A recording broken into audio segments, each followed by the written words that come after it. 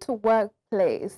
As workplaces evolve amid technological disruption and shifting employee expectations, organizations are discovering that their greatest asset remains their people. The theme of this year's Best Workplaces Awards ceremony, Greatness Through Our People, underscores the power of investing in employees and nurturing positive workplace culture. Experts and leaders agree that focusing on trust, inclusion, and continuous development builds resilient organizations that thrive long-term, far beyond profit or performance metrics alone. Joining us now, we have Otamere Elegon. He is a country manager, Great Place to Work, Nigeria, Kenya, and Ivory Coast. It's great to have you join me. It's a pleasure to be here this afternoon. Yes, still morning. Yes, I know. It feels like the day is going quickly, but let's focus on the Best Workplace Awards. The theme, this year's theme, Greatness Through Our People. What does this truly represent, and how does that tie into the context, especially this year? Excellent. As an organization, we believe that organizations that are deliberate around having well-defined people practices and policies are the ones that are able to achieve the best success for what they do. We believe that organizations also need to be able to begin to imbibe the right culture attitude around work, because at the end of the day, your customer experience, your innovation, and all of that are driven by the people. And so having the right people in place, having the right environment where people can thrive is critical. And so for this year's awards, we're speaking around greatness through people. Once again, speaking to the fact that people are the ones who make the organization go round. We always believe also too that having the right workplace culture enables people or organizations to thrive, because in real essence, your people, your culture is your DNA.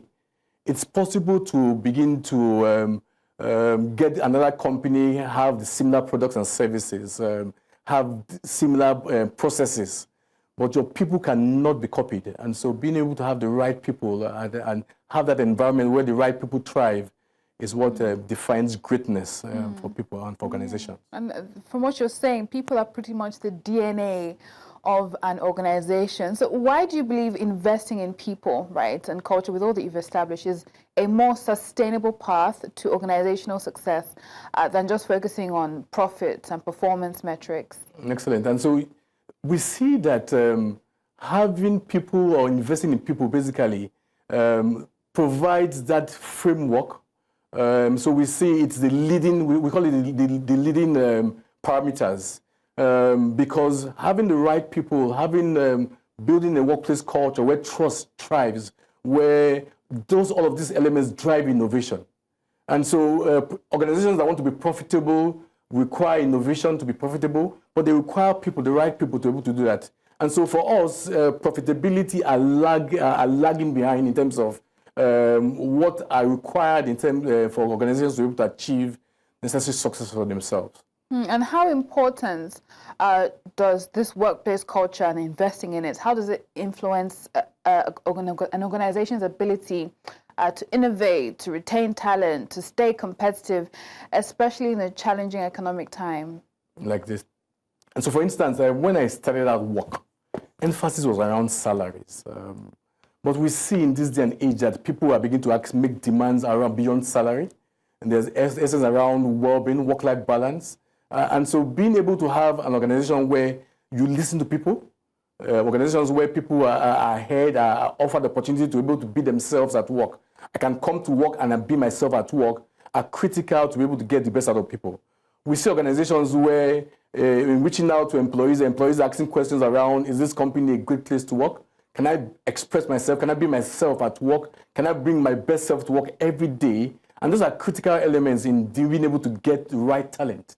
In this day and age, there's a war for talent globally and across in Nigeria. And so being able to have the right talent means that you have right people practices, you have right people policies that can help keep also not only get the right people in, but also retain talent. That is important. We see also to around well-being. Well-being is so critical in this day and age. And you want to be able to have a workplace culture that speaks to the right well-being environment that is critical for organizations. also too in terms of innovation and being able to achieve those great goals and objectives. You want to be able to upskill and retrain your employees, and having that right culture helps you to do that. There's so much emphasis around the word agility, for instance, in this day and age. But we know from data that agility is driven more around having the right culture.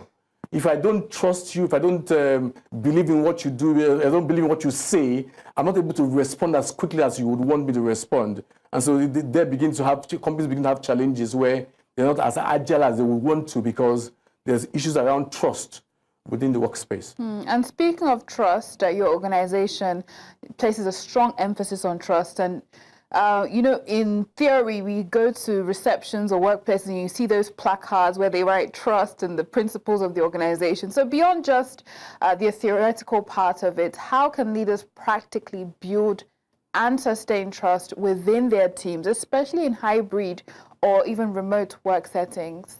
And so we always say that trust is the reason why companies are great workplaces. And this concept is not far-fetched. Trust basically is what binds relationships. So whatever kind of relationship that exists, trust is the fundamental reason why that relationship exists. And so for leaders, they need to be able to put themselves forward to say, I can be trusted. You can reach out to me and I'll provide feedback that is honest, that is genuine, because we know that collectively as employees, as management, you want to be able to have employees who can trust management, I can ask management any reasonable question and get a straight answer. We say management is approachable and easy to talk with. In this day and age where we say arguably that workers are the most intelligent that have ever existed since work began, you want employees who can speak up. You want employees who can ask questions, knowing that these employees are well knowledgeable around things that exist. And so you want them, even in this very competitive age, to be able to contribute their best self so they can achieve the objectives that are critical for the organization. Yes, I think we all want the best outcomes within the workplace. And we know that everyone has a role to play, and more importantly, the leaders have a role to play in translating workplace culture from slogans into lived daily experiences. So what is that role that leaders have to play for employees? And so primarily, leaders need to show example, set the way. So for instance, there's usually the common phrase that is not right. Don't do what I do, or what's that the popular phrase that goes on there? So leaders do as I say, don't do what I do. And so leaders need to be able to show the right way, because people are watching. Leaders always want to be able to show empathy. In this day and age, there's emphasis around showing empathy. Leaders also want to be able to, I was talking about being vulnerable. In this day and age, leaders also too, because you have employees who are quite vast, need to be able to open up themselves to be able to listen. We see one of the biggest challenges we see across organizations, that listening is a challenge. So at Great Place to Work, we have what we call 9 practice areas. So one of them is listening. Listening is one of the biggest challenges that leaders have.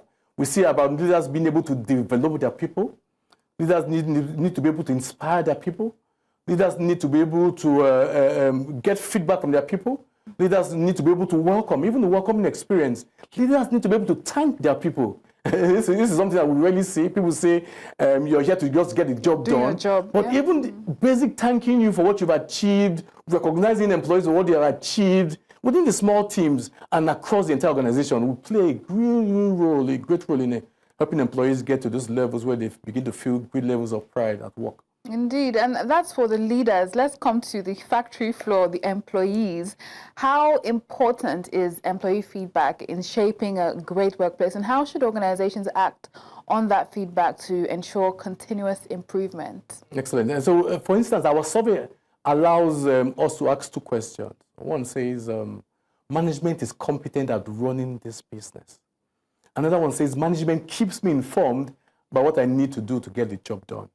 And for a lot of organizations, employees will say without a doubt, management is competent at what it does. They know what to do and how to get there. But when it comes to keeping me informed, feedback and communication, they say, no, management doesn't keep me informed. I get to work and just get to go, not know exactly sure what happens. And so we say to management, how can you effectively execute your strategy if you cannot effectively communicate? And so we encourage organizations where you allow feedback. So some companies will have town hall meetings where employees can express themselves, or some companies will say to us, we have an open door policy where you can come ask management any question. Some companies will have days set aside where employees take the floor and begin to ask questions around ways or questions that are pertinent to them, and they begin to get some responses from management. But critically also too, the surveys that we carry out enables employees to be able to provide honest feedback that management can take to the bank, so to speak, in terms of what can be done around ways employees can improve their employee experience. Indeed. And we know that Great Place to Work recognizes best workplaces. What measures or metrics do you use to measure greatness through people, and what impact have you observed it having in organizations? Yes, and so for us as an organization, trust is our foundation, but we see trust around 5 dimensions of credibility. So we measure credibility within the organization. Is management credible? Does management have understanding of the business? Do they know what the future of this business, what it looks like? Do senior leaders embody those core values that we say we live by within the organization? We measure respect. Post-COVID, respect has become really very important. We're asking questions around the employees feel respected at work. Do they feel that their opinions count? That management provides them an enabling environment for them to be successful, that they can bring their best self to work at all times. We measure fairness. And with fairness, we're asking questions around salaries, bonuses, allowances. Will I get a fair hearing at work? If I knock on the door of my human resources manager today and say I have a challenge, will I get a fair hearing at work? In an organization where, for instance, we have a lot of millennials and Generation X employees, as a Gen Z employee, for instance, will I get a fair hearing at work? We measure pride. We see pride so critical at work. For us as an organization, we see pride across 3 levels: personal pride, team pride. We measure team pride, we measure organizational pride. And our data points to the fact that employees who have great pride in product and service offerings are the ones you want in front of your customers. So customers can see from a mile away if you have employees have great pride in product and service offerings. Our 5th dimension that we measure is called camaraderie. And with camaraderie, we're asking questions, are we working as teams to achieve company objectives? There are some organizations where management, probably a senior manager is doing very well, achieving those objectives, but making everybody else horrible in the process. Invariably, those teams don't achieve much. And so being able to measure to see, are we working as teams to achieve company's objectives is critical. And so we see beyond what the HR team does around the onboarding process, what is the employee experience at the point where employees begin to engage their line managers. And so being able to see what those gaps look like, or where those gaps exist across the entire organization, enables us to provide feedback to management or to the team to say, these are some opportunities for growth for your organization. Indeed.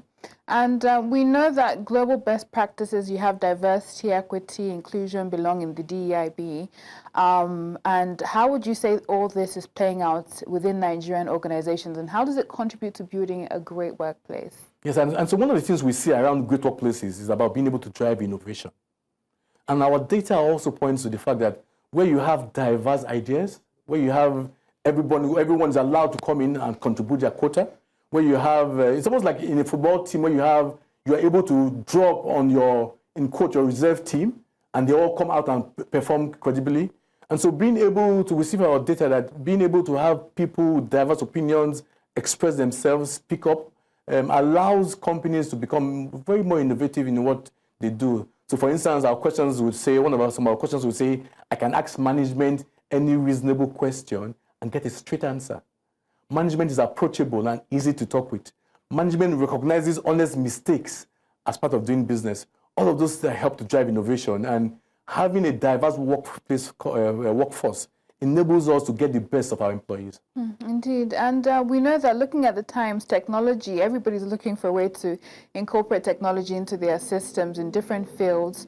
So as regards technology, AI, new employee expectations, how can organizations continue to keep people at the center of their strategy when it comes to technology and artificial intelligence? Excellent. And so we believe that the future of the workspace is still human, because the customers are human. And so being able to have an organization where, while we drive technological innovation, we also drive, or technical transformation, we also drive, ensure that employees also too are transformed. And so we see that technology will basically be enablers, not that we'll have a situation whereby people don't exist in future of work. We see greater relevance, as even at this time. We see emphasis around empathy. We see emphasis around being able to be human-centric in our thinking. All of these are critical, even in this day and age where AI seems to be playing a very, very critical role. And so what we see is that jobs would change, just like it has always happened across the different revolutions, the industrial revolutions. It has always been a refocus around what job or how job is delivered or how work is delivered for the organizations. I mean, it will be interesting to follow how things evolve, and I'm sure your organization is doing its best to do just that and reward those who are evolving in the right direction. Otamere Elegon, Country Manager, Great Place to Work, Nigeria, Kenya, and Ivory Coast. Thank you for your time. Thank you very much.